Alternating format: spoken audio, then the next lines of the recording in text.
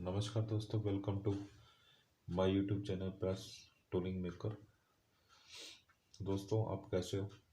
आशा करता हूँ कि आप सब ठीक होगे, खुश होगे और अपनी ज़िंदगी में आनंद ले रहे होगे। दोस्तों, जैसा कि हमने देखा था कि इस वीडियो की पार्ट 1 में हमने OHNS के मटेरियल की फुल फॉर्म को बताया था, उसकी केमिकल कंपोजिशन बताई थी और साथ में उसका डीन स्टैंडर्ड बताया था और उसकी मैकेनिकल प्रॉपर्टीज़ बताई थी।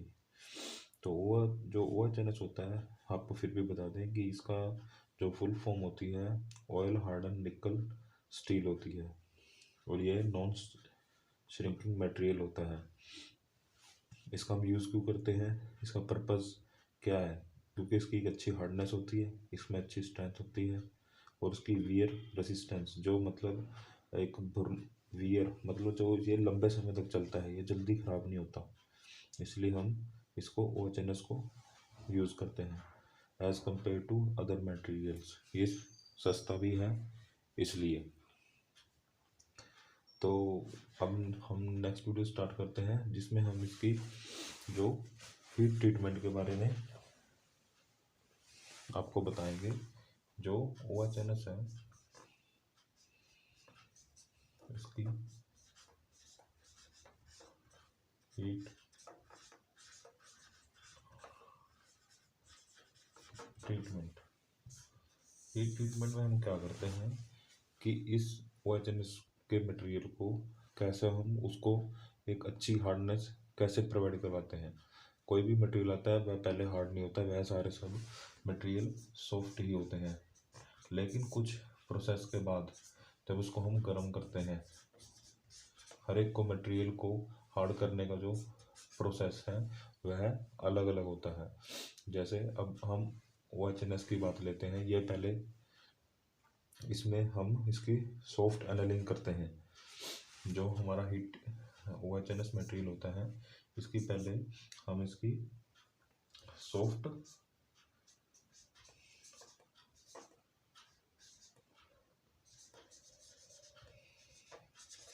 सॉफ्ट एनालिंग करते हैं, जिसमें इसका जो टेम्परेचर रखा जाता है, हम इसका जो टेम्परेचर रखा जाता है वो टेम्परेचर रखा जाता है 750 से 780 डिग्री। दोस्तों, ये हम एक खुली हवा में नहीं कर सकते।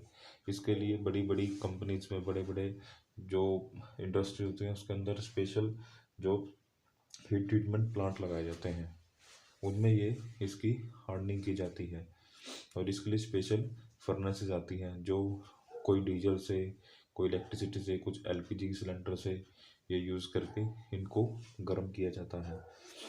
जब इसका टेम्परेचर, जो मान लो आपने कोई ब्लॉक लिया है OHNS का, इसका टेम्परेचर जब इतना पहुंच जाएगा तो उसके बाद इसको फिर से दोबारा, ये इसका आ गया फर्स्ट, फिर इसके बाद होती है इसकी कूलिंग। जो जब इस टेम्परेचर के पहुंचने के बाद इसको कुछ टाइम के बाद फिर इसको ठंडा किया जाता है। ये नहीं कि इसको फर्नेस से बाहर निकाला जाएगा, ये फर्नेस के अंदर ही रहेगा, इसको फर्नेस से बाहर नहीं निकाला जाता और उसी में इसको ठंडे होने के लिए रखा जाता है। तब इसकी जो मैक्सिमम लगा लो कि हार्डनेस होती है, तब इसकी मैक्सिमम हार्डनेस होती है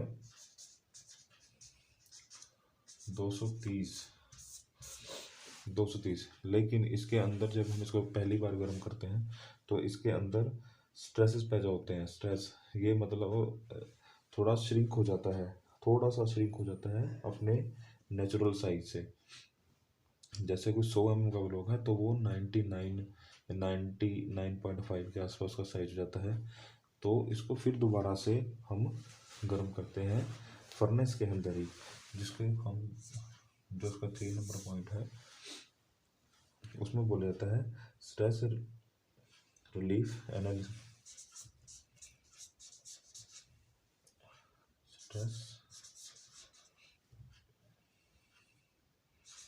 स्ट्रेस रिलीफ एनालिसिस। इसमें भी इसका जो टेम्परेचर रखा जाता है वो 600 डिग्री सेल्सियस के आसपास रखा जाता है। और इसके बाद इसको दोबारा से फिर एक यहाँ पर इस टेम्परेचर तक कुछ टाइम के लिए इसको होल्ड कर दिया जाता है। फिर इसके बाद इसकी दोबारा से हार्डनिंग की जाती है।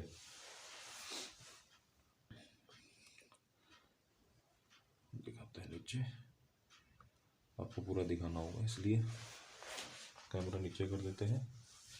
तो उसके बाद जो फिर दोबारा से इसकी हार्डनिंग की जाती है, जो हमारा स्टेप नंबर 4 है। तो इसकी हार्डनिंग की जाती है, जिसमें इसका टेम्परेचर इस टेम्परेचर से ऊपर रखा जाता है, तभी वो अपना टेम्परेचर रखेगा। 780 से 820 डिग्री सेल्सियस तक इसे दोबारा गर्म किया जाता है। और फिर उसके बाद जब इसकी नेचुरल इसको ठंडा किया जाता है 5वें नंबर पे, जिसको हम बोलते हैं क्विंचिंग।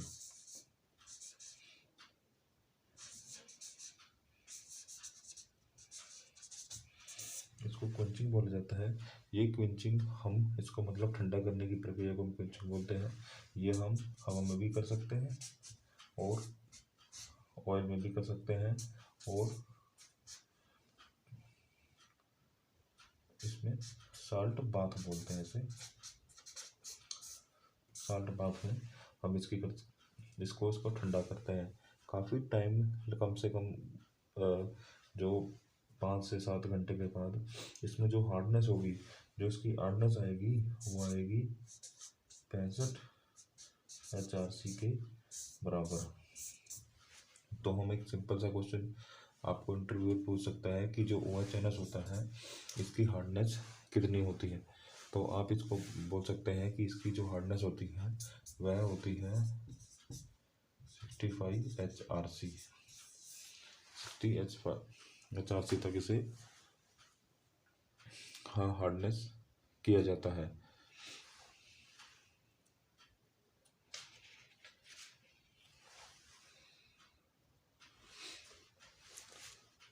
चलो, अब जो OHNS मटेरियल है वह हार्ड भी हो गया और उसका टूल भी बन गया।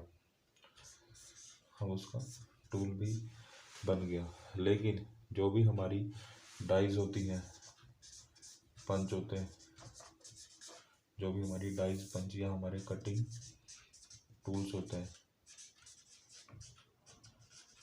कुछ टाइम के बाद उनमें वियर होना लाजमी है।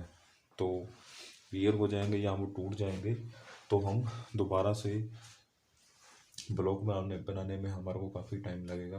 तो हम उसके लिए ये कर सकते हैं कि जैसे कोई हमारा ब्लॉक है, ऐसे OHNS का मान लो वो यहाँ से टूट गया और हमारी प्रोडक्शन भी हमारे को चाहिए और हमारे पास इतना टाइम नहीं है कि हम उस ब्लॉक को इतनी जल्दी बना सकें। तो हमारे पास ये ऑप्शन होता है कि हम इस एरिए को वेल्डिंग की जाए, यहाँ पे वेल्डिंग की जाए। तो आपके मन में ये आ रहा होगा कि इस OHNS मटेरियल में हम किस रोड से इसकी वेल्डिंग करें। तो ये भी डाउट आपका हम क्लियर कर देते हैं कि इसका जो OHNS मटेरियल होता है इसके लिए कौन कौन सी वेल्डिंग रोड यूज़ की जाती हैं। तो उसमें 3 तरह की वेल्डिंग रोड यूज़ की जाती हैं, जिसमें से हम एक नंबर 1 होता है E312-16। ये होती है नंबर 1। ये होती है क्रोमियम बेस्ड।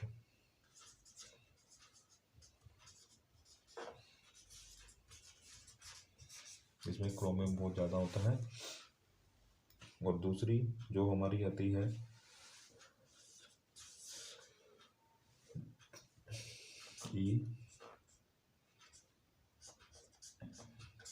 निक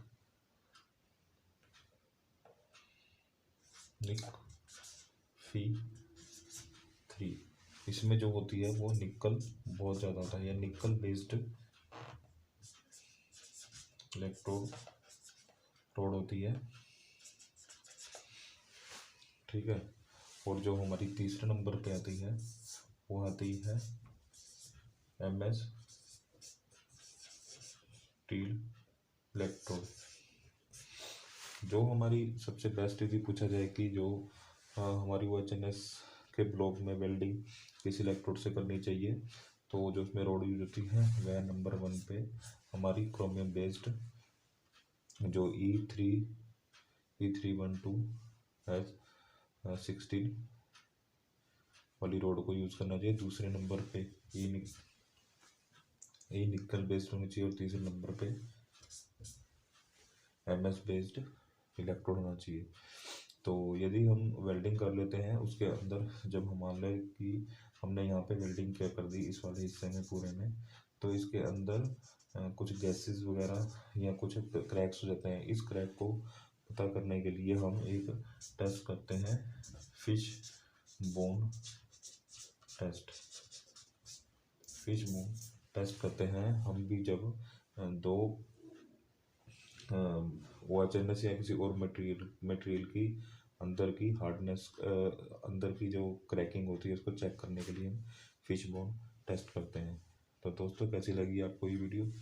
यदि आप वीडियो अच्छी लगी तो प्लीज़ इस वीडियो को लाइक करना, अपने दोस्तों से शेयर करना और इस चैनल को सब्सक्राइब करना ना भूलना। हम मिलेंगे एक नेक्स्ट वीडियो में एक अच्छे मटेरियल के साथ जो डाइस में यूज़ होता है, जिसमें हम ज़्यादातर अब मे बी नेक्स्ट वीडियो हमारी जो होगी वो आपको बताते हैं EN8 मटेरियल के ऊपर और D2 मटेरियल के ऊपर। धन्यवाद दोस्तों, आपका दिन शुभ रहे। जय भारत।